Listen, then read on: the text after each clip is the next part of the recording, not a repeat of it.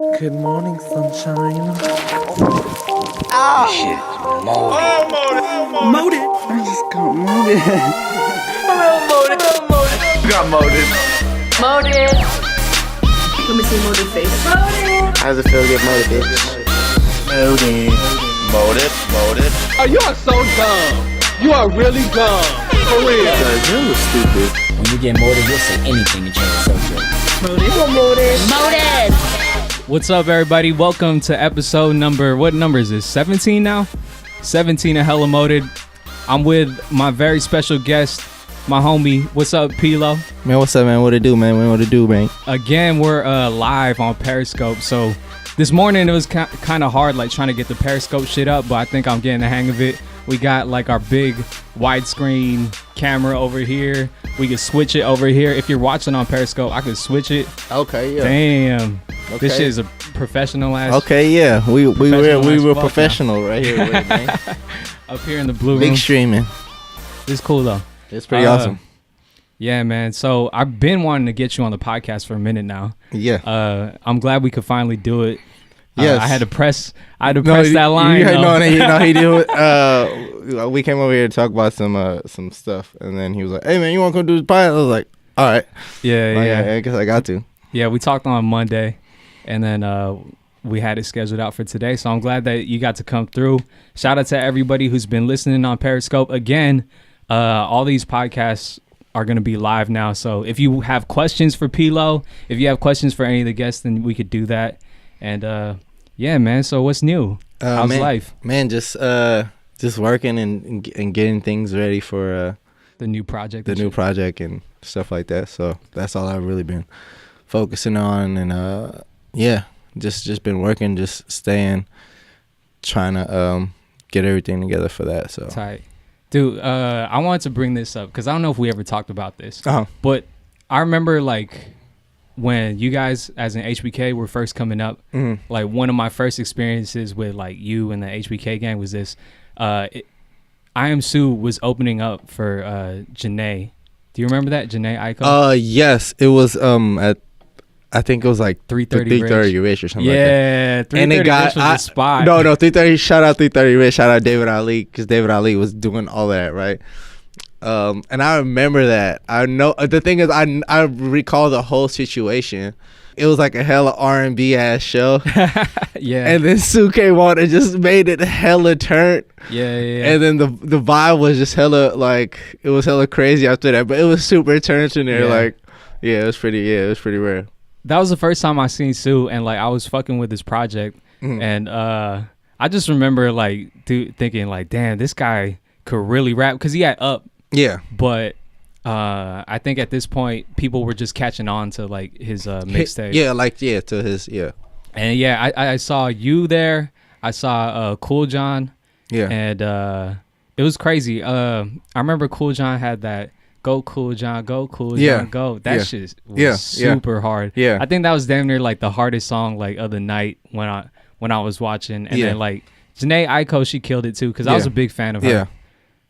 From like my freshman year of college and shit. Yeah.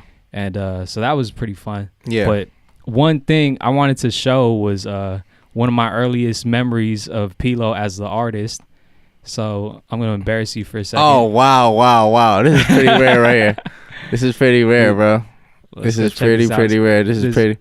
I'm pretty. Pilo, Red Cup video. This is pretty exotic right here.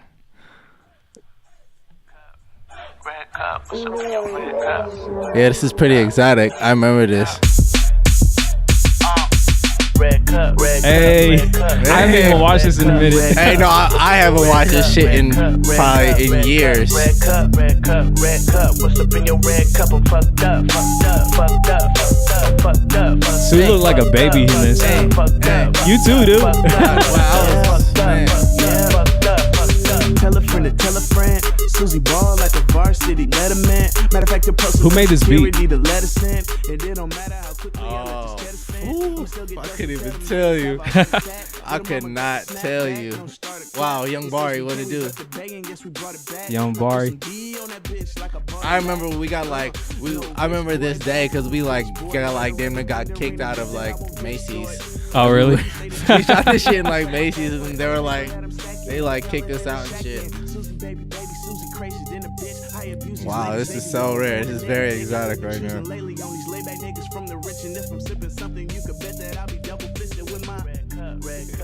Yeah, and this is like, I remember this was like, this then when we first started like getting like Pink Dolphin and shit. Like, Oh, yeah, huh? yeah, this is like before, this is like the early days of Pink Dolphin and shit too. Yeah, I remember Sue rapping about Pink Dolphin and shit. Like, Yeah. at first I was like, what is that? Oh, here we go. Pilo verse. Gotta turn this shit up. Wow, Omar. This that drink you can't pass on, bruh. She too bad, I can't pass on her. I'm too cold, Nolan Ryan. Say it ain't poppin', then you know you lying. On another planet, man, I think I'm flying. Hey, this video is rare though. Like, you know how you always talk about like trying to show that culture? This is like authentically culture. Wow, I remember that. I forgot what that girl's name was, and then that was Pooh Hefner. Wow, this is rare. This Taking you back through memory lane and shit. This is memory lane for sure. So I know like when you first started like kind of coming up, Yeah. I feel like people fuck with you as a producer. Yeah. And then I feel like now you're breaking into that artist realm. But Yeah. I mean, obviously you rap for a minute. Yeah, like, when yeah, was this? yeah. This was 2011. Yeah, this is a long time ago. Yeah. So how was it like doing that transition? I just still feel like people still like, some people still think I just be producing, you know, and you know that's what kind of keeps me like pushing forward. So were you like always on that path, or I've always known like that you were gonna be the artist? Yeah. Okay. I like in my mind, I just knew that. Was it like a Kanye West thing where pushing your like beats first to help you get in the door and shit? Yeah, no, for sure. Yeah, I mean you got like a lot of big placements and shit. Mm-hmm. Like what are some of the big ones? You got Yo Gotti. Yeah. That one was like Yo Gotti. Yeah, that was like probably my biggest. That was like the breakout. I think. Yeah. And especially for music on the radio and for music like nationwide. Yeah. That, I mean, he said I'm going back to the Bay.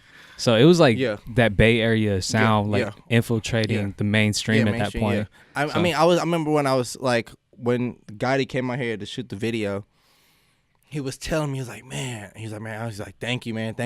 He's like, this is the first time I've ever got added to New York radio or like West Coast radio, you know. Oh, really? Yeah. So that's crazy. It was a big thing for him. It was a really big record for him.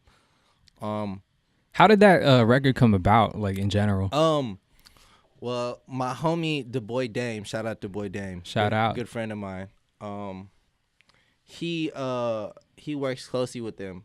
And he like, you know, he A&R some records for them. So when Gotti was working on his first like label album, because I know Gotti was like doing a lot of independent stuff. Like, he was doing like a lot of independent stuff. So when he first got the first like label stuff, Dame was trying to put together a record for him, like a Bay Area record, because like, you know, like the Bay Area was like the only like urban market on the like the West Coast for like a long time. You know? Like LA had just got like a urban station. Yeah. Which is like, I think it's Real 92. So 106 KMEL was the only urban station on the West Coast. So like that was, if you had like that, just if you have a like a kind of like a Bay sounding record, you know, that's how you kind of get added onto that radio. You know. And it was one of those things. So, yeah, shout out to Boy Dame. He put it together. Yeah, so, I mean, that's hella crazy. And so I think in wake of, like, 2011 or whatever time period that is, I remember everyone coined it, like, New Bay, you know? And I feel like you're a major part of it. HBK Gang was a major part of it. Yeah. Like, tell me about those times. Man, it was just like, it was really just like, it was like a resurgence of like, you know, I feel like it was like at that time it was like it was like a dark time for like Bay Area music. You know what I'm saying? I'm not like no disrespect to anybody else, but like it was just like nothing was like we didn't have like a mainstream like nothing was coming out. hip hop artists. Like I mean like it wasn't like there wasn't nobody like there wasn't like something like fresh and new. You know what I'm saying? Yeah, I feel like at this time like the Pac and all this hyphy music, it kind of ran its course. Yeah. And it was like it was done.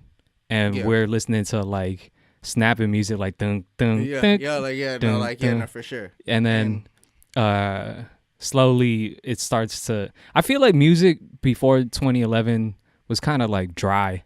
Like everything sounded like whatever. Yeah. I mean damn near all music. Yeah, like all music. Like even I'll listen to old Drake songs and I'm like, damn, that's Drake from before. It's like different. Yeah. You know?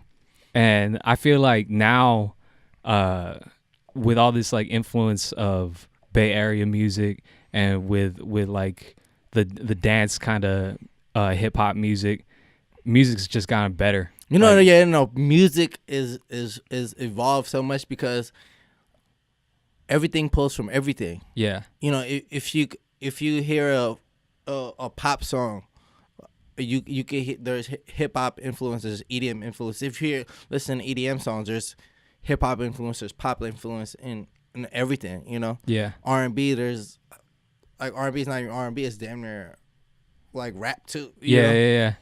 Especially now with like your Bryson Tillers. Yeah. Like all that's like it's all really like everybody's influenced everybody, and that's like it makes damn near music for everybody. You know. Mm-hmm. So yeah, I think that's pretty awesome.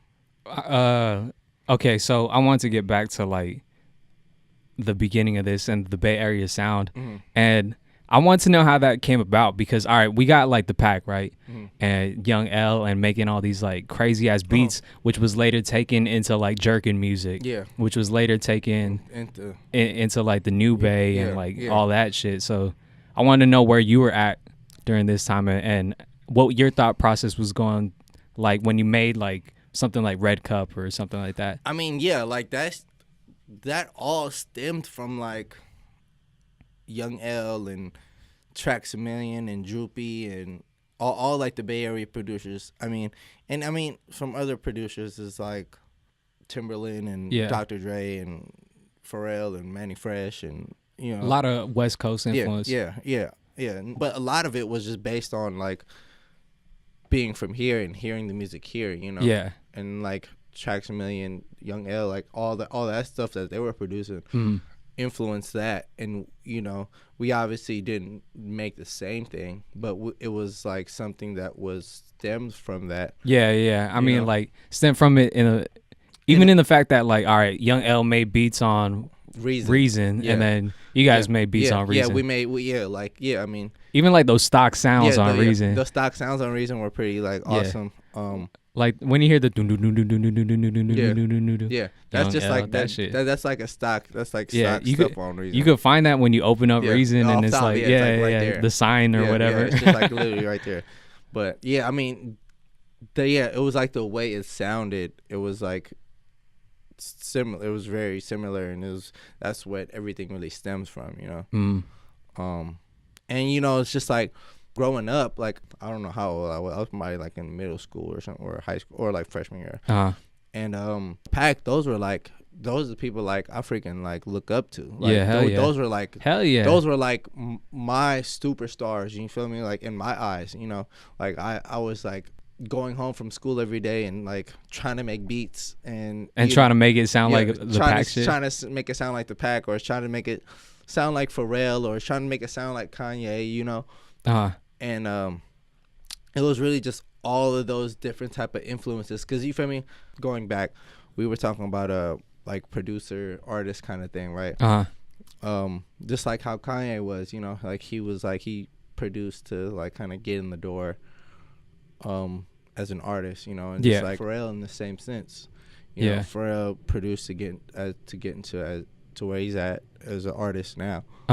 So that's what like I always envisioned myself, you know. Yeah, taking that taking- root yeah, from the yeah, music, yeah. and I think that's like a good route too, because I mean, there's a lot of good rappers, I guess, out there, but if you know music, if you know the way that like, oh, these chords sound good together, this progression sounds good together, I feel like that automatically gives you an advantage. Yeah, no, for you sure. know? No, for sure. And me being a producer, I don't have to depend on anybody to elevate my sound. Yeah. You know, I can always elevate my sound through what I can do individually. You know what I'm saying? Yeah. Off top. And that's something that I always knew I could do, and I always knew I could like reinvent myself and you know, just and to stay like relevant, and you know, and to just to keep pushing the sound forward. You know what I'm saying? And I feel like that's what like an advantage of being a producer is. I remember one of the first times that I met you, like actually met you, because I seen you like a bunch of times before. Yeah. At the parties, at the shows or whatever. And just like, you know, being in that scene in the Bay Area, everybody meets everybody. But one of the first times where I actually like got to really sit down and talk to everybody was one of the first days where we built the 3-Up studio in Emeryville. And like so like we just had finished building it. It was like me, Adrian, Mike Dashy, and so we built this thing, and we fucking literally we got like Nick and his dad helped us build the booth. We got we put our money into it, painted the shit, made the I think the first day that you guys came, we didn't even have the window installed yet on the little janky on the little janky ass booth, but everybody was in there, and everybody was making beats, and everybody was like rapping. It was probably like 20 deep of people. We used to squeeze hella people into the studio. Definitely. And then I remember you would just be at the computer fucking like just making hella beats and doing it hella quick. So I wanted to know, I was like, damn, because I would make beats and I would see other people make beats, and you're by far like the quickest. You had like the formula, and it just sounded like better. Like you knew that style. You would like import your drums, your secret like drum kits or whatever. You got the and you would just make the beats like hella hard. I wanted to know, like, at that time, what was your process of making that music?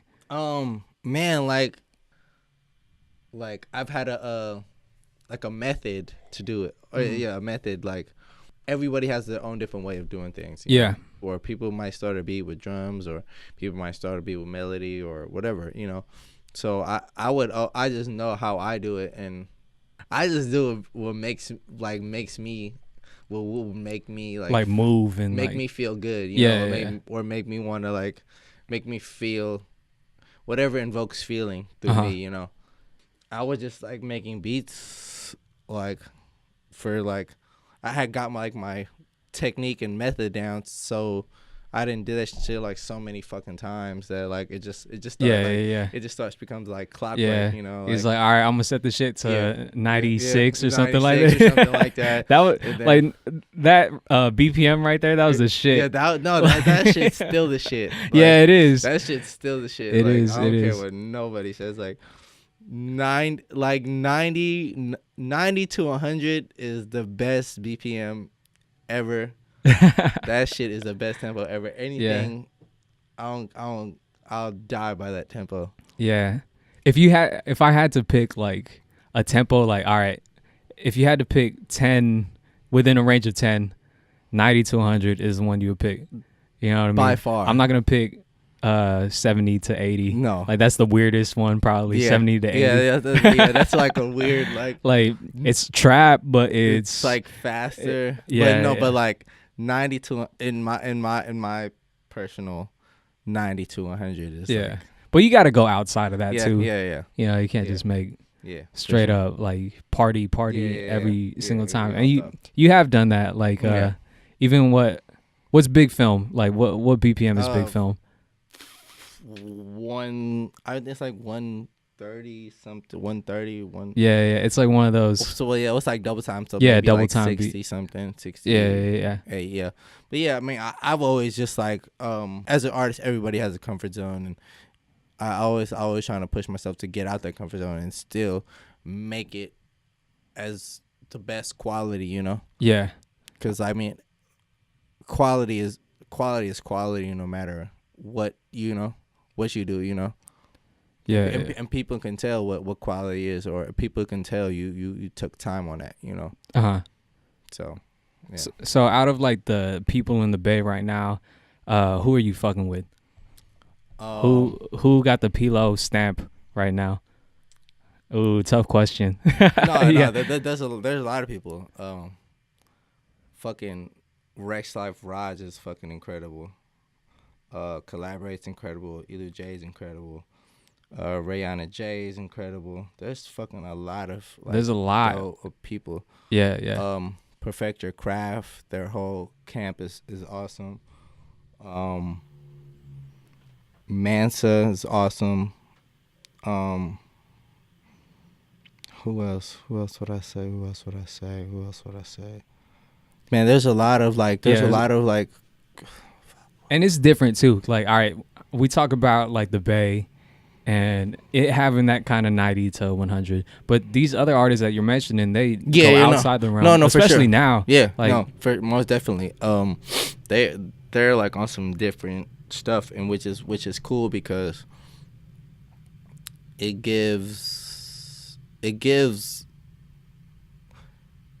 makes people appreciate both. Yeah. You know, both sides of it, because, you know, everyone, to be honest, not everyone wants to fucking turn up every day. Yep. Or whatever. And sometimes people want to chill, but sometimes people don't want to chill, and sometimes people want to turn up. You know? There's a song for every occasion. Yeah. Like, sometimes, all right, a perfect example is I'll be driving, right, or I'll like see that a song is out on Twitter or whatever, and I listen to it, right, and I'm like, this song's all right, but then I'll like drive and I'll turn on the radio or like whatever, and a lot of times I like to let other people pick the songs for me so that I could, you know, so you get a gauge. Yeah, and sometimes you hear that song at the exact like that perfect moment, and you're like, oh shit, I like that's what it was for. Yeah, I knew that. Like, I heard someone talking about this, but they're talking about White Iverson by Post Malone, and they're saying like, yeah, I get, like, the first time they heard it, they're like, I get that it's a good song, and like that it's supposed to be cool and it's like different, but I'm not gonna like pull it up on SoundCloud or whatever and like go look for that shit. And then he heard it at the right time and he's like, oh, I get it, like that shit is tight. And I feel like, yeah, for these artists that you're talking about, from Collaborate, Elu J, Rex Life Raj, they make that music, but you gotta be in that right set to hear that. For sure. I'm not gonna fucking like go to the club and listen to like Adele or something. For like sure. that. No, it's like definitely like one of those like fits the moment. Yeah, like, you know, I mean, and that's damn near all music. You feel me? If it's like,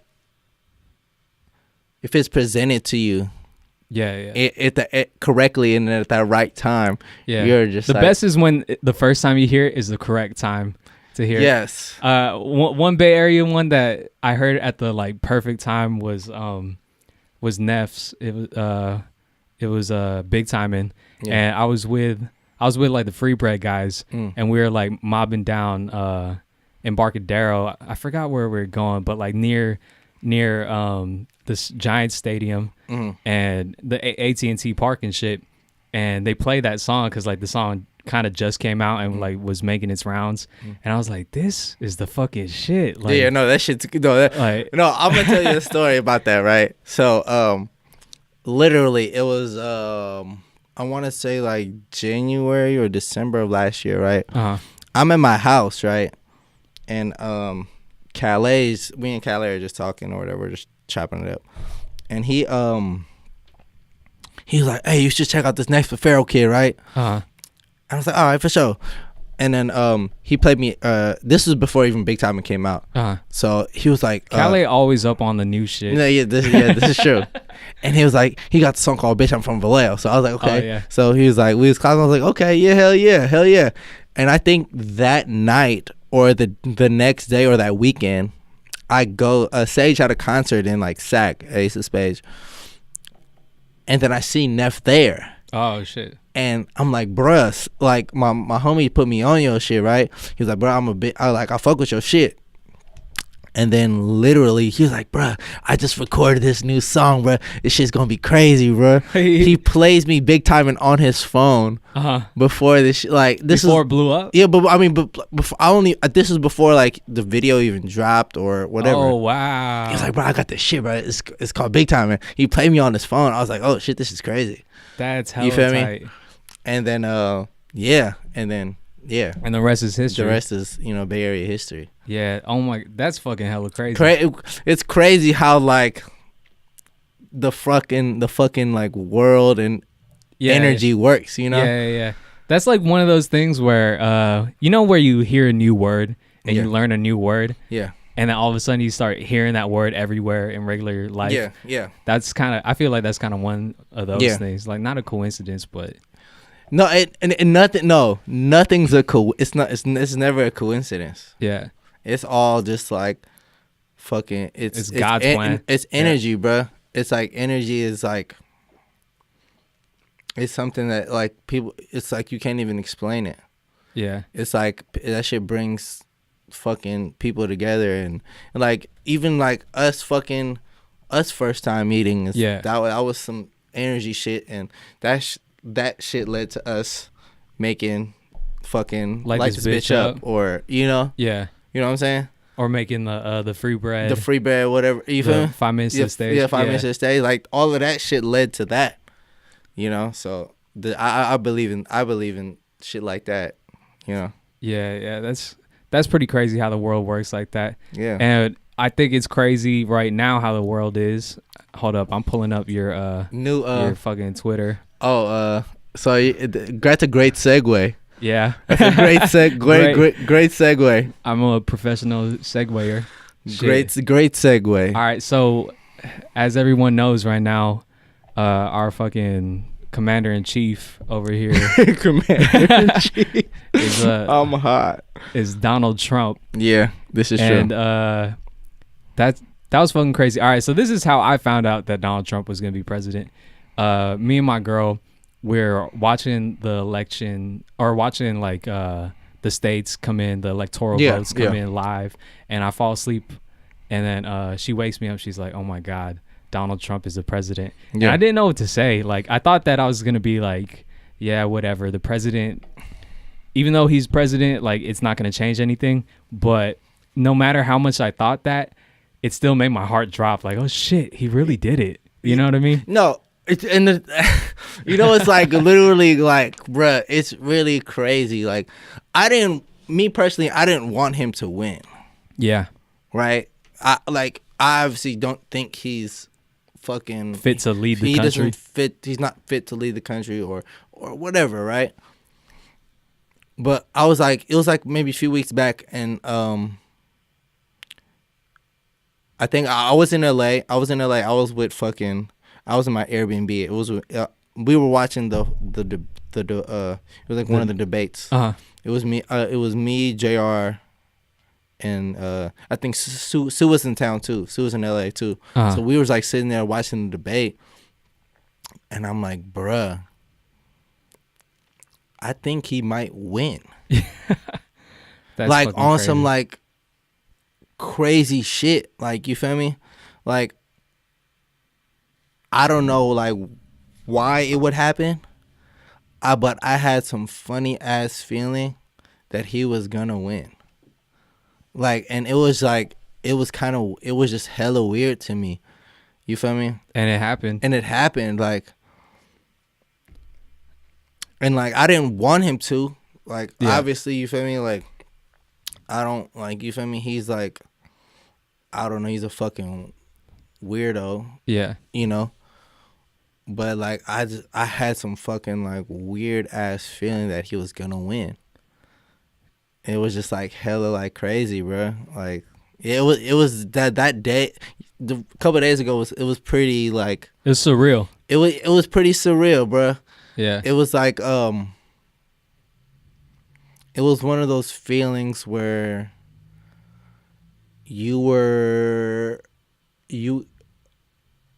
I was like I was in awe. Yeah. But then again, I wasn't at all because I knew it was like damn near finna happen. I think So it almost like fucking like gave me it was like damn. yeah. It was more like damn. Like it actually happened. Yeah.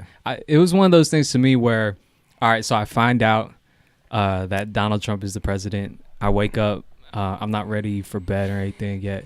So me and my girl, we get ready, and I was talking to her, and I was just like, yo, look at me right now. We're going to remember this shit. Like, No, for for sure. the rest, we're going to remember this point right now. Like me looking at you right now. We're going to remember this for the rest of our lives, because this is the day that we found out Donald Trump is the 45th president of the United States. Yes. Insane. Yeah, like I mean, I was like, I had the day of that, I had shot a video, and we literally were shooting the whole day, Uh-huh. and then we went to Kansai in Oakland Uh-huh. we like to eat dinner after or whatever, you know, and then yeah, we were just watching that shit on the news, and like while people were like, you know, everyone was sitting there watching it, it was kind of like it was like everyone was kind of like almost in shock. Yeah. You feel me? Because like we live in California, so it's like, you know, We're kind of like in this bubble we're of in this diversity. like fucking bubble of like And everyone, acceptance. yeah, acceptance, you Yeah. know, and it was just like wow. So I wanted to get to your Twitter Mhm. followers talking shit over here. Yeah.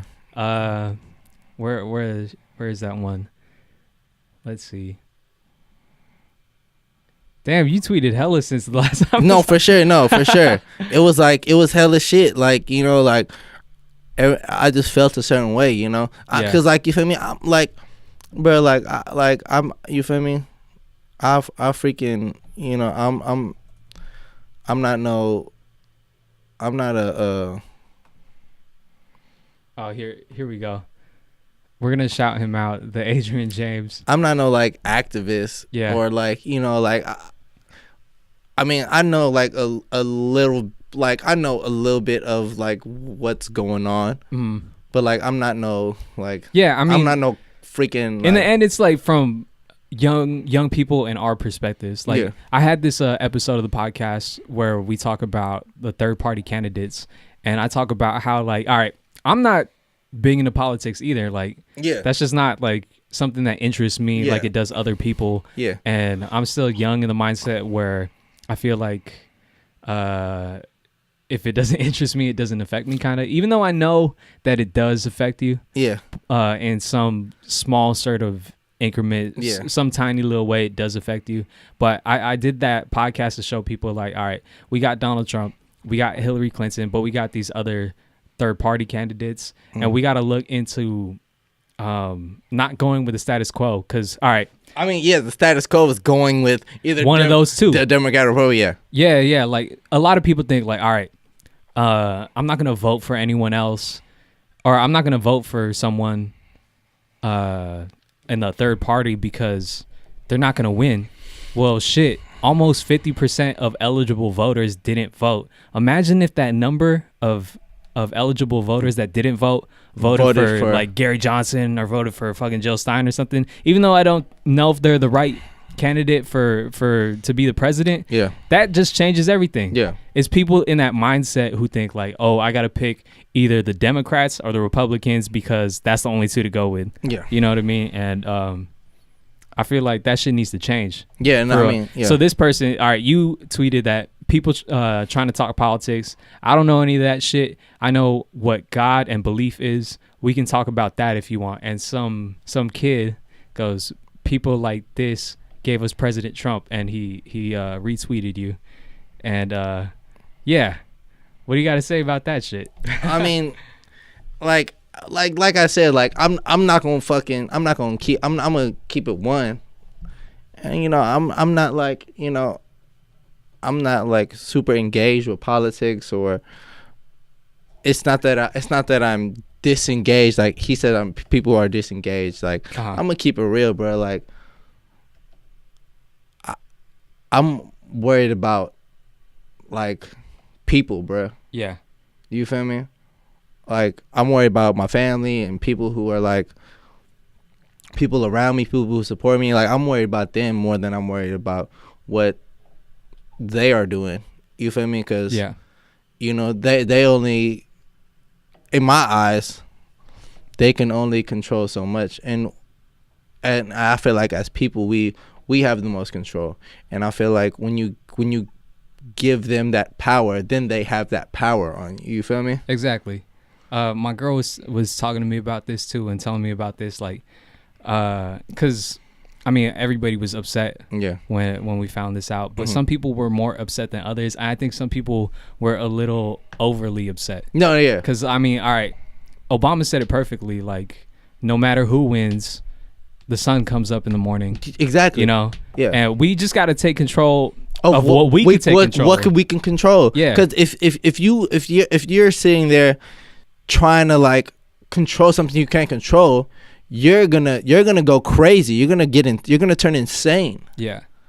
And you feel me? Like, the most important thing in life is being happy. Yeah.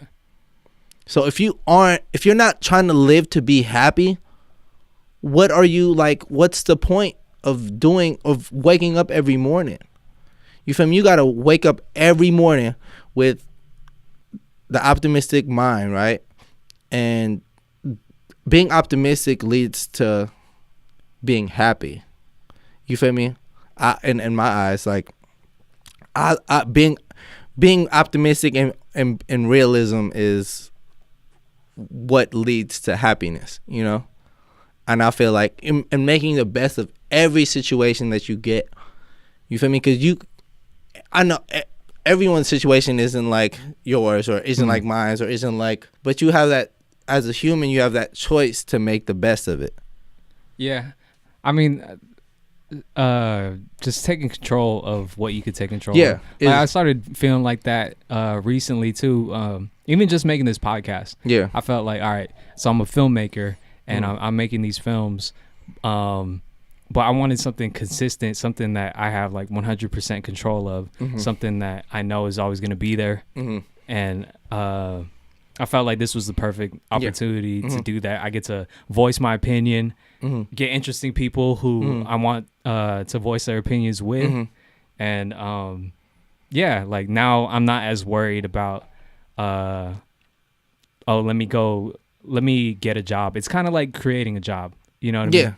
Like, this is something that I really put into my own hands. And I feel like people should really do that too. Not saying that like you should fucking quit school and like do all that shit, but if you're in school, you could study for a test. That's something you could do. Yeah, that's something you can you control. Like, if you're at your job and you know you're doing whatever your job is, and you do that to the best, and you do it to the best of your ability, to the best of your ability, and make the best of what your job is. Yeah. And I feel like certain people, they look at accomplishments, of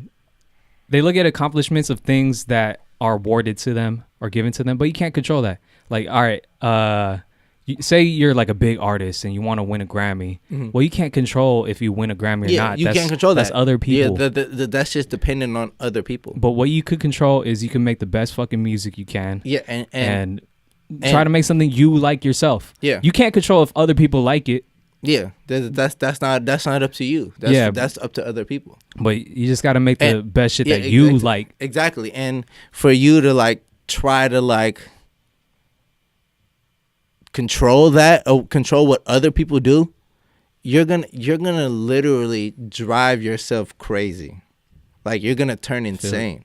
And that's why like, you feel me? Like, I want to encourage people to not be discouraged and not be scared, and you know, like, because us as people, we still have control of whatever, of everything in my eyes. Maybe people a little bit more in California or whatever, but you feel me? Like you still have a choice when you wake up every day. Your choice is to either be mad or do something about it. Yeah. Well, I mean, all in all, I guess the fucking message of this shit is Donald Trump doesn't fucking control you. Donald Trump doesn't control you. Yeah. You control you. You control your happiness. You are the creator of your own reality. All right. So one thing that besides this fucking topic that I wanted to get into is, all right, I don't know, do you watch the UFC or do you watch fighting at all? I wouldn't say I watch it. I like some of my friends are like into it, so like maybe if they talk about it, I might like dabble into it. It's undeniable that fucking Conor McGregor is the biggest motherfucker to ever be in MMA. Yeah. He's like the game changer. He's a man. He's the reason that UFC sold the company, or that Zuffa sold the UFC for $4 billion. Yeah. He's like the entertainer of it. Yeah. So this fight's happening tomorrow. Mm-hmm. And I just wanted to fucking watch this shit with you because Conor McGregor is fucking crazy. No, he's a beast. I mean, like, it's crazy. Like, Estrella, right? Yeah. Yeah, Estrella was watching. I think he was watching some shit yesterday. Every time I see Estrella tweet like on live fights, I just want to like tweet him back, like, and share knowledge and wealth. Yeah, because I'm always that guy who's like live tweeting every fight, like, okay, he got to do this to get to this. Yeah, like Estrella's hella big into like fighting and boxing. Yeah, me too, dude. Yeah, Honestly, I'm half Irish, right? This is Eddie Alvarez. This is his opponent. I'm disappointed in the country of Ireland right now that this is their representative. This is your representative. Where is he? Where is he? You know what? I don't even have an opponent. I'll see you guys tomorrow. Yo, when he comes, you give me a call. He's trying to act all cool. Eddie Alvarez. Yeah, he's trying to do the Conor effect. That Conor McGregor can't make it here on time. Here, look, check out Conor McGregor coming in. Here he is. No, see, this is like fucking like, this is like it's turning into like wrestling. Yeah, I can see it. Like, wait. Look, Conor McGregor's coming in. He's wearing an all-white mink suit, fucking like a red turtleneck under. Sorry I'm late. I just don't give a fuck. See, like, he's a fucking badass, bro. Yeah. Like, see, they're making it into like he knows how to sell tickets. That's it. Point blank period. Whether you like Conor McGregor, whether you hate him, he knows how to capture that attention. He's an entertainer. Yeah, like he has that flair. Like, you know how Steph Curry has that flair. Yeah. Like when he's on the court. Yeah, like when he's on the court, and then when he starts hitting, you wanna like watch. Yeah. Like, cause you know something, he's gonna keep hitting. Yeah. You know, it's like that flair, it's that confidence. He was hitting last night. Yeah, it's like that flair and that confidence, like just that little burst. You know, you love that. You know, as a viewer, as a consumer. You know. Yeah. Conor McGregor there's certain people with that X factor. I think this applies to everything, and I talk about it a lot. There's certain people who just got that thing. Yeah. If Justin Bieber had no talent, he would still have that fucking X factor. Yeah. You know what I mean? Yeah. But it just so happens that he could fucking sing and dance, and he's But funny. I feel like a lot of that, like, all right, put it like this, in my opinion. This is strictly my opinion. I don't want to put this on you. Yeah. But there's certain people who have like big hit songs. Yeah, but they don't have that factor. They don't have that factor. A good example is, I think, like a Pitbull or something, or like a Flow Rider. I don't hear anybody say like my favorite rapper is this person. You know what I mean? Yeah, but I mean they have hits after hits, and their music is really good, but they just don't have that thing yet. Yeah. And there's certain people who don't have like a radio hit, but they have that X factor. Yeah. Like, I remember for a long time before, like G-Eazy or Kehlani, before they had their hit songs, they had that X factor. Yeah, they've been had it. Yeah. Yeah. So, I mean, Conor just has that shit. Yeah. And he backs it up because he's talented too. Yeah. I mean, just like freaking like Floyd Mayweather, like he just has it, you know. Yeah, you either have it or you don't. Yeah. And crazy thing, Conor McGregor and me, we have the same birthday. Wow, man. July 14th. What are the coincidences? Yeah, for real. Like when I first started like looking up, or when I first started hearing about Conor, I look everybody up. Yeah. And then I was like, oh shit, his birthday's the same day as me. And if you look in the big book of birthdays, which is like, you could get that out of Barnes and Nobles or whatever. It's like astrology or whatever, astronomy. It says that we're born on the day of the convincing storyteller. So some attributes are like, you're very persuasive. You could tell like interesting stories. And it's crazy how it applies to us. Even though I don't like wholeheartedly believe in those things, but Conor McGregor, he could sell a fucking fight, tell you all these stories, say he's Mystic Mac, pick the round that he's gonna fucking beat you up in, pick where he's gonna end it, show you how he's gonna KO you. And me, I'm a filmmaker, and I'm like using that talent for something else. So I don't super believe in that, but that's just like a cool coincidence.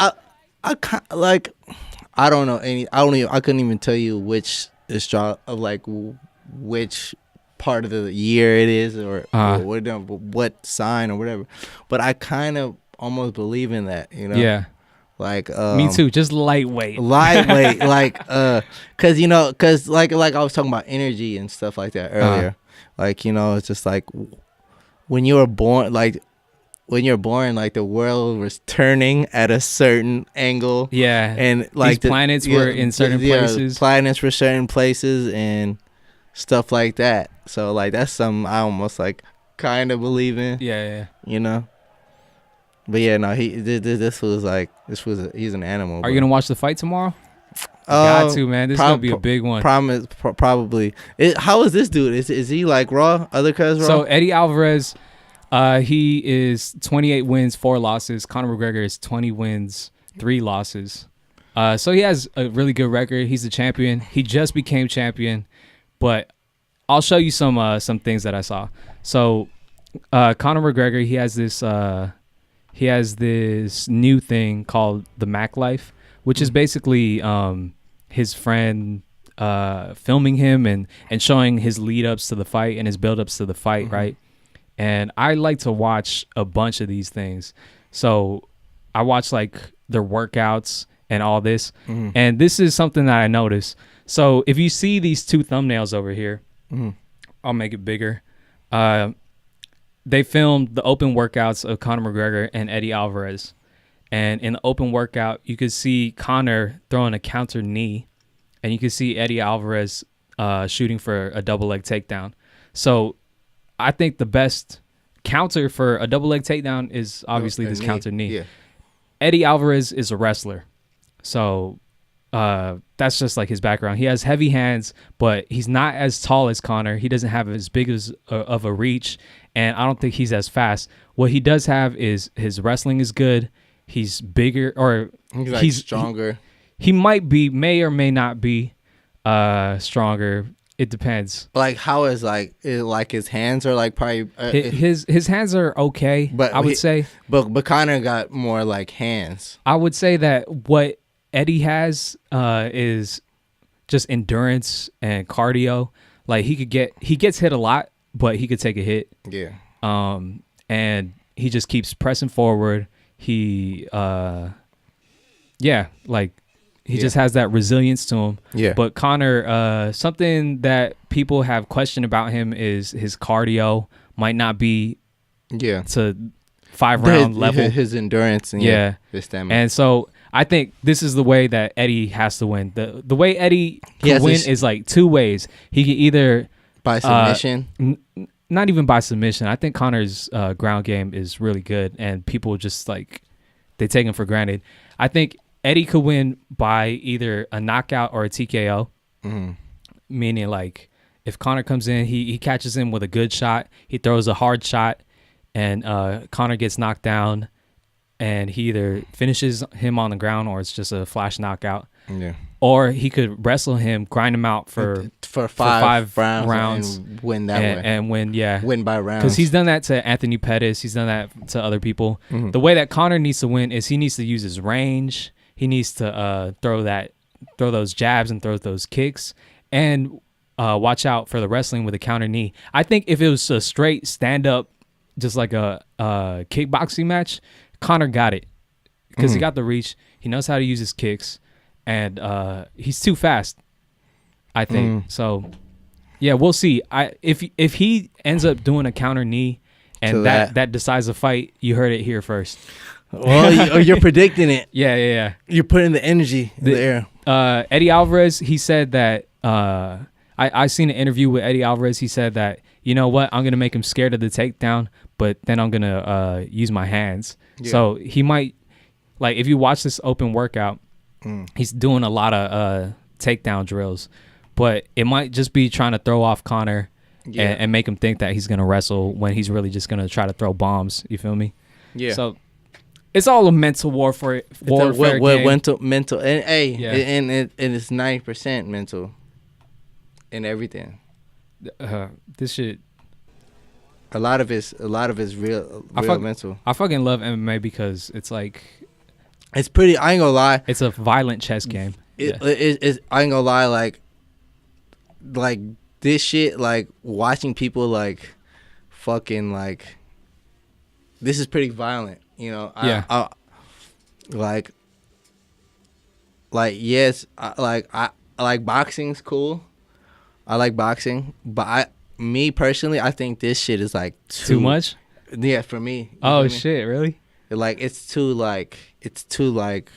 vicious, brutal. Yeah, it's like brutal. It's like animals, bro. Like, you feel me? It's just like, that's crazy. Like pit bulls. You feel me? I learned something about you.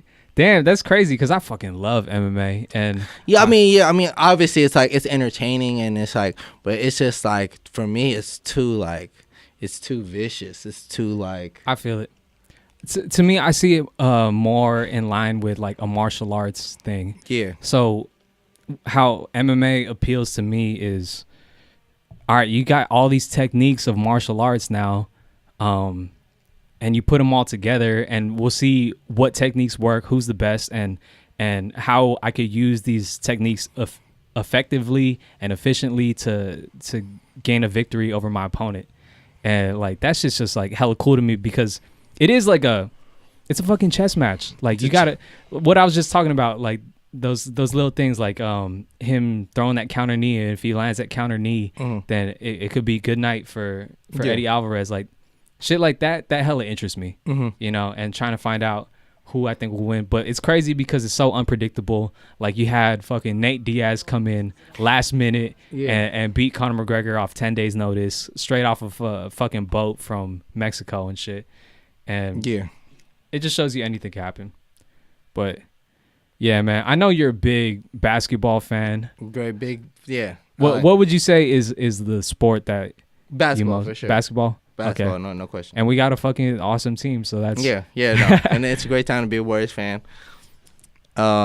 Anybody who's hating could suck it, could eat my fucking dick, weirdo.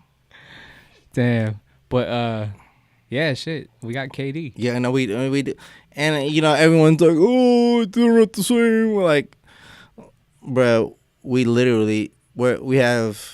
Our team is like brand new, you know, and a lot of stuff. Basketball is a team sport, and it's never been about an individual. And it's gonna take a little bit time for us to gel, but like, you know, we're gonna figure it out. We have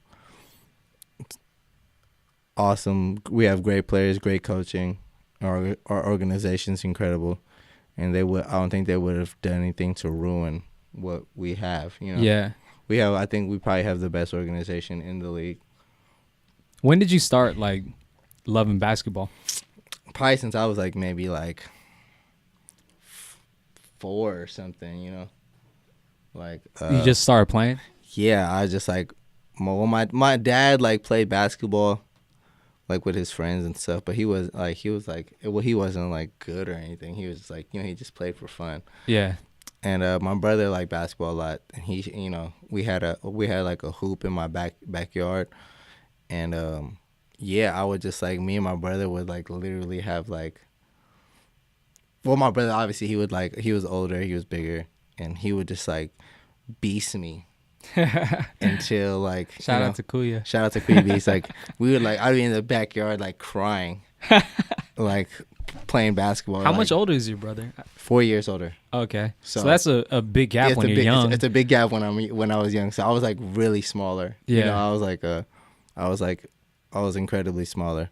So yeah, he would just like we would like literally like play until like the fucking sun went. I mean, till like it was like dark out, and we would just like go at it, and he would like just like fucking like play me until I start like till I would like cry.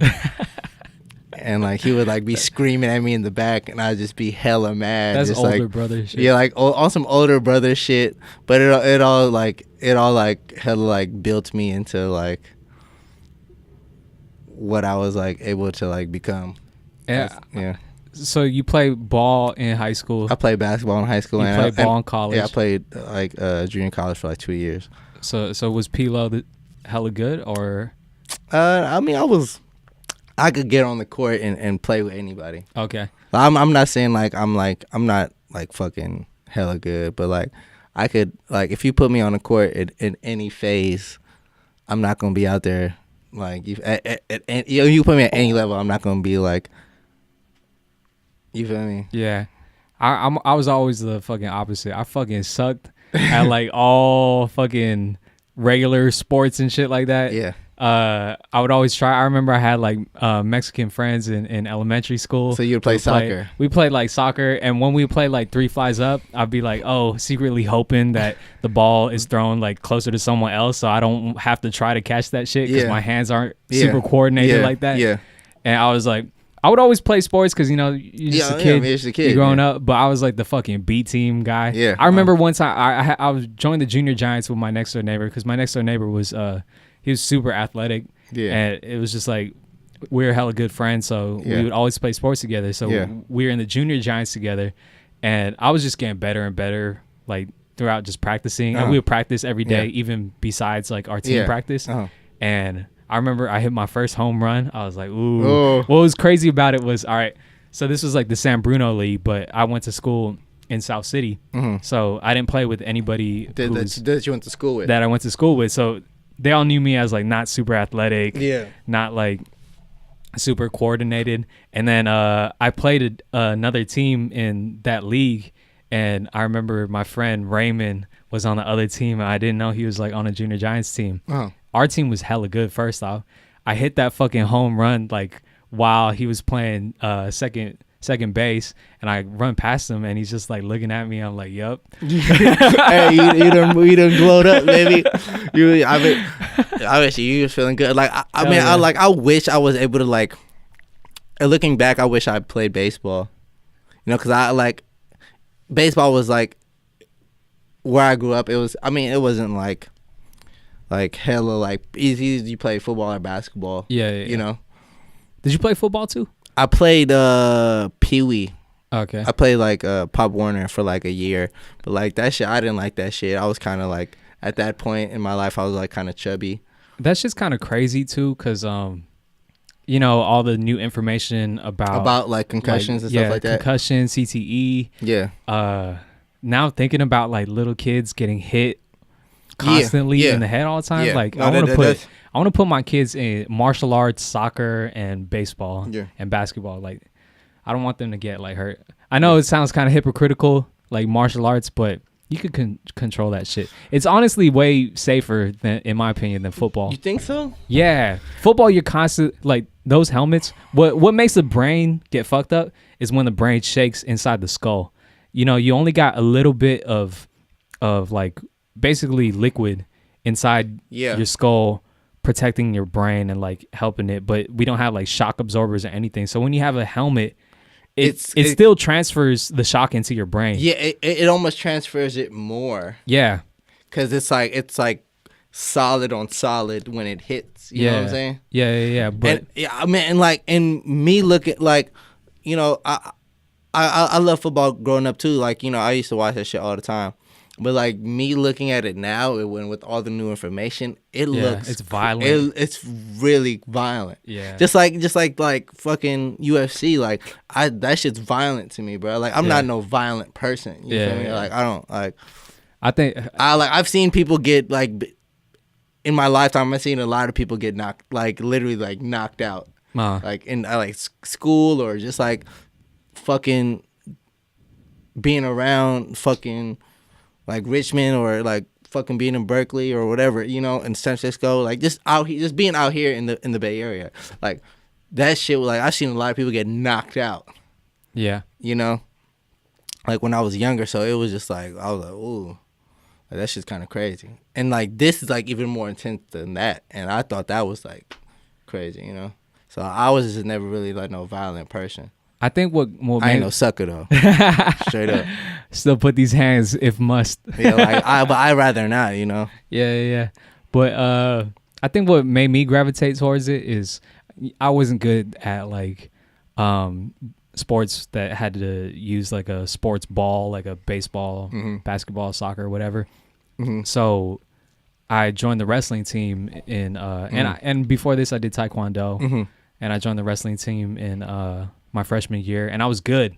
Like it was the first sport that I was like getting medals and like my name was on the announcements because I like won a tournament. Yeah. And I was like, oh shit, I'm like good at this. I wish I stuck to it, and I wish I did more martial arts because I still want to have one MMA fight before I'm too old. You can like fight MMA? Yeah. Oh shit. Yeah, dude.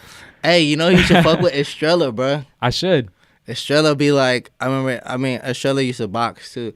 I remember he was like, he wanted to like damn near like fight or something, go into a fight. I need to learn some jiu-jitsu. I'm okay at striking, I guess, but I could get better at everything. I've been like, I always practice my stretches, so I'm trying to be able to do the splits so I could like head kick better.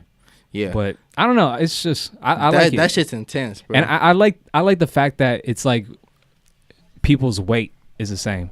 You know what I mean? So we're on an even playing field. Exactly. Like I got these 2 hands, I got these 2 feet. And we're about the same size. We're the same size. Yeah. I mean, and I feel like that's like that's one of the advantages of like that sport, and like sports like baseball. Yeah. And like soccer. Because 125-pound guy cannot be a fucking superstar in football. It's just a fact. It's just a fact. Yeah. It's like, you know, it's just a lot of that. A lot of it's like basketball and football. A lot of it's like physical skill. Yeah. And you know, like more stuff like this is based on technique, and like baseball is technique. Like you can like learn how to do all of that like through technique and like, but like sometimes some people are just like, oh look, here we got Connor going for the shot. Oh shit, that shot is shady. He made it though. For real? Yeah. That's fucking nasty Ireland basketball. You won't say it to his face on a bad day. No, he'll probably sock me out. But yeah, that's crazy. When I think about like Conor McGregor, I think like, dude, we're like the same height, the same weight. I'll be fighting him. I would just fucking die against this guy. Like that shit. Yeah, no, he's striking you. Yeah. He's striking you. He's gonna strike you. He's a fucking he's a beast, bro. Yeah, man. And like, and the thing is, like, it's crazy. Like, I never watched like UFC like that. Like people would like have like parties and whatever, and people go like, wow. But like, I remember one time I was sitting at home one day. I think I was like watching like Fox Sports or something, and this is before I even knew who he was. Yeah. But like, I was just like, something came up on him, and it was just like, oh shit. I was like this guy can move. Like, yeah, he has like, I just knew there was something like, he looked like that guy. Yeah, he had that X factor. Yeah, he had that like flair, you know. Yeah. And I was like, oh shit, he must be like, and I was just like watching him, and I was like, oh shit, like, all right, yeah, he must be that guy then. Yeah. He like, for sure is the guy. The way, like, cause this is the way they were talking, and like, you know. Yeah, his confidence. Yeah, like his persona. Like I could see it, you know. Yeah. It oozes, you know. Someone said he looked like Jesus. I guess. I mean- if he grew out his hair, I mean, I can see that. we don't know. Jesus yeah. might not be white. You know. Yeah, I was talking They about said that the other Jesus day, had too. dreads. Yeah, he could be hella dark. He could be dark. Yeah, You know. he said LOL. I'm playing. No, I don't know. Let's all right. I want to get some fan questions in, so let's go retweet this link and get all the people in here so we could fuck with some fan questions. Okay. See, this is what I need a fucking intern for. Yeah. Do this shit. I wish I had like a personal assistant with me all the time. I know, man. Me too. I wish I just had like a second one of me. A second person. Yeah, I want like a Yeah, I wish there was like a clone of me, cause like to know how I think. Yeah. And like instantly do that, like, you know, instead of like telling somebody. Yeah. And like you trust yourself the most to, you know, like, for sure do a job. and that's why that's something I don't never like. I don't even like having an engineer. Yeah. I know like a lot of people are like that. Like Party Next Door. Yeah. I know that he records all his shit himself. Yeah. And I was like that too when I recorded music. Like I Mm-hmm. like to be my own engineer. I would walk over to the laptop, fucking press record, walk over to the mic, start recording my shit. Oh, I don't like that. I'll punch in here. I'll do this here. And it's like that little millisecond of time where I have to tell an engineer rather than do it myself that I like. Yeah. you know? Yeah. And sometimes it'd be like, oh, I'm like, no, do that. It's just like, Yeah. I just like. It's hard to communicate your thoughts. Yeah. Exactly. Yeah. You know what I mean? Especially I'm really particular, you know. Yeah. Like or just particular people in general. Like you want that shit like this way, like now. Yeah. You know, and yeah, it's pretty weird. All right, let's get some fan questions coming in.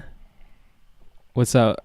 Shout out to everybody on Periscope, everybody who's in here fucking with us on this live Periscope. Okay, yeah.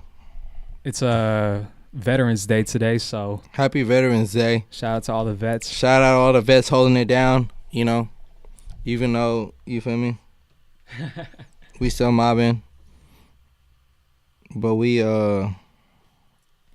Shout out all the veterans, shout out all the people who've done so much for the country. All right, everybody who got fan questions, tweet your fan questions now or get on Periscope and fuck with us. See, this is the part of the show that's a whole new thing. Like normally I didn't have like a camera here. We just had just the audio straight up.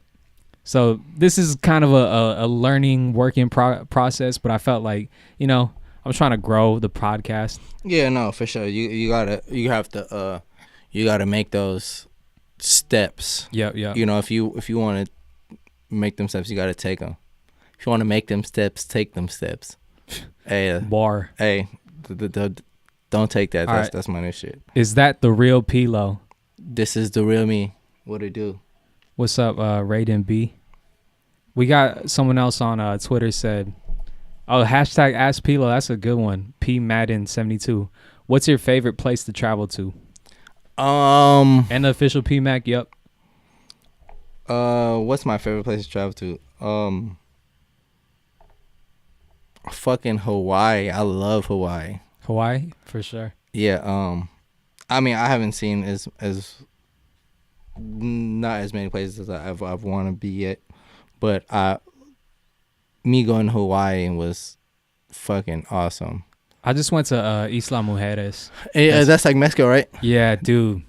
Way better. For real? Way better. I mean, yeah, probably. Yeah, I think it's cheaper too. Like in general. real? Yeah, you gotta fuck with Isla. Was I telling you about that? Yeah, yeah. It was like it's like some parts you can't even like go to or something like that. Or? It's like there's not really cars on the island. Yeah. It's more golf carts. Like the locals have cars, but yeah. But you rent a golf cart, you can mob around the whole entire island in an hour. That's crazy. It's hella fun. Yeah. And there's hella shit to do. Yeah, like I mean in Hawaii we were just on like fucking go-karts. Go karts? Yeah, I mean, Or the mopeds, or like scooters or whatever. Dude, I wanted to do that, but they're like telling us not to if we didn't know how. And I was like thinking to myself, like, it shouldn't be that hard. I could ride a fucking bike. No, like we literally like mopeded like damn near like 45 minutes out to the other side, to damn near the east. It was like the east You're side. on Oahu? Yeah, it was on Hawaii. We damn near like moped all the way to the east side. Uh-huh. And it was cool, bro. Like we went to like some little shacks and like ate some food, and like that shit was. That's tight. It's tight to explore like a new place. For sure. And like we sometimes like we stopped on some beaches and shit, and then there was like on the way there, we passed by like I guess the studio where Kanye recorded Dark Tools of Fantasy. That's tight. Yeah, it was pretty badass. That's hella tight. All right, more fan questions. What's up? Who's gonna win the NBA playoffs? Like the finals, you mean? Yeah, I guess so. The Warriors. What kind of question? What kind of question is what that? kind of For question? Come on now. For real. More. Keep them coming. I think someone else said any information on Gang Forever 2. That's in the works, you know. Everyone's kind of like as individuals, we're all like in the process of doing that, and in the process of doing that, of working on Gang Forever. So it's just like, it's just like things take time, and I just feel like now people just like no, Yeah. but like people don't understand like things take time, and Yeah. that's something that we all have to understand. All right, more questions. We got Kiki. She says, any plans for tour, and also favorite Filipino food? Yes. Yeah. We're lining something up. And favorite Filipino food, probably like sinigang or something. Nice. Do you like it like sour? Super sour sinigang? Here and there. Yeah. It's got to be that right. You know what's crazy? Every household has like their own stamp on sinigang. Yeah. Someone said lumpia. All right, more questions. This is fun. This is like the cool element that we haven't got before on Hello Mo. Are you on Periscope too, or? Oh no, I'm not. I'm actually on. Hold on. Or maybe should I jump on the live stream? I don't know. You could get on the phone too. No. I think I'm here. Hold on. Every time I. Oh shit. Are you on Periscope too? Or? Whoa. Turn this down. It's weird. Whoa. Inception, bro. Shouts out San Jose. Great Mall. Shout out the Great Mall. Great Mall is where I got that Rubik's Cube over there from. Wow. Because I checked. It was 2 yellows. Nah, it's like here. Go grab it real quick. No. It's like, but no. I mean, obvious. It's like a darker shade of yellow. It's the sun. So here, let me see this. Like this thing I got because it was before, like, remember when there's that kind of like Rubik's Cube hype? Yeah. Lightweight. And before that happened, like, I think I saw Pursuit of Happiness or whatever. I was like, shit, I want a fucking Rubik's Cube. And I went all the way to Great Mall to get this shit. And like, if you notice, like the turning, it's like hella stiff. Yeah. Because like, I guess after this and after it like boomed, they started making it like the better version. But I learned how to solve this because it comes with instructions, and you just fucking follow the instructions. How? Like, it just shows you like, all right, you do one side, and then you like get the next layer, and then you get the last layer. Here, let's see how fast I could do this shit. You wanna narrate this shit? All right. All right. We got. I'm gonna start on the white side. Like, that's weird, bro. What the fuck? Like, I don't even know what, like, I wouldn't even know how to get started. You know how like Justin Bieber could like learn how to do weird ass shit? Like, he knows how to solve Rubik's Cube too. That's just like, I feel like that's a kid intuition. You know what I mean? Yeah. Like, I always have that intuition, like, ooh, how do you do that? And I always learn. You know how like in film and shit, like the way I made the effect for Light This Bitch Up, I just try to find out how to try do to like shit. mob it and just yeah. But I guess that's the way I've always been though. Yeah. And I'm sure you too. Like, all right. Yeah. But like it. my thing is like in when I do that, it's like more like it's more in my my field, you know. Yeah, like you want to find out how do I make this sound like that. Like that, you know. Yeah. Yeah, this fucking yellow and orange look super close together. Yeah, that's what I'm saying. Especially since you saw it at night. Yeah, it looked crazy. I was like, damn, it's like, why is there hella yellow? Yeah, I was like, what's all hella yellow? Like, here, you want to answer more fan questions? Yes. Keep the fan questions going. Mobbing, you're mobbing, really mobbing.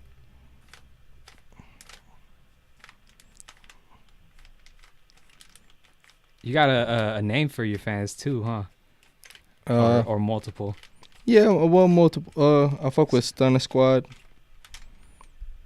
You got the Pop It for Pilo. Yeah, that's for the ladies. For the ladies one. There's had to be like some guys saying that shit too. No, I mean some guys like buy the shirts and stuff. The Pop It for Pilo ones, like, yeah, for themselves. Yeah, I mean, obviously not the crop tops, but they bought like the tie-dye shirts and stuff. Tight. Which is pretty it's pretty awesome. You know, diversity, like yeah, you know, diversity. We fuck with all people. We fuck with all people, you know. It's about people, you know. Yeah. However it makes you feel. All right, we got you need to work with Uncle Burner. Girl Time. What's Girl Time is Lil B's, right? Yeah, that's where it stemmed from. Shout out Lil B. I'm not gonna give nobody else credit but Lil B. And that's where it all stems from. A lot of people don't are scared to give credit and not show love to the originators and the creators. But you know, everyone's inspired by everyone. And shout out to Bass God. Shout out Bass God. And I was just at Complex Con and I seen him. I was seeing him in a panel. It was pretty exotic. What was he doing in the panel? Oh, they were talking about Black Lives Matter and the whole election kind of thing. He really be like mobbing to universities and shit to talk to people. Yeah, and it was pretty rare. Like he was just like,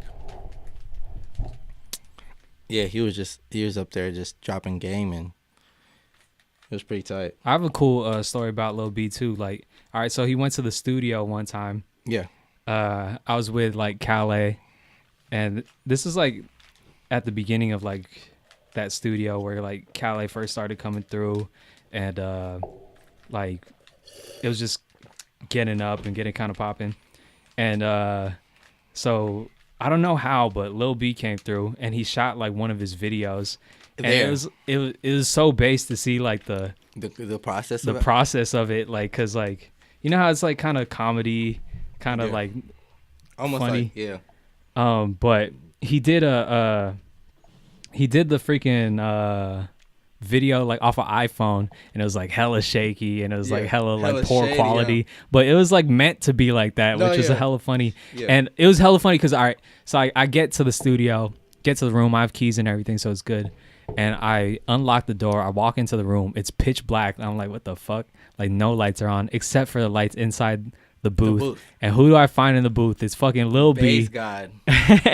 And he's just fucking doing his thing, recording. That shit was like crazy. I went over to Calais. I was like, are you seeing this shit right now? He's like, I can't believe it. It's pretty intense. It was hella funny because Calais, he's like trying to give Lil B a beat, and like, so they're listening to beats, right? And Lil B's like feeling it, right? He's like, yup. And all of a sudden, I don't know where he goes. He's like, are you from the Middle East? And it's like, nah, I'm Mexican. For sure, love. And he's just like nodding his head. Hey, bro, you just gotta just take that, whatever, you know. You gotta take whatever it gives you.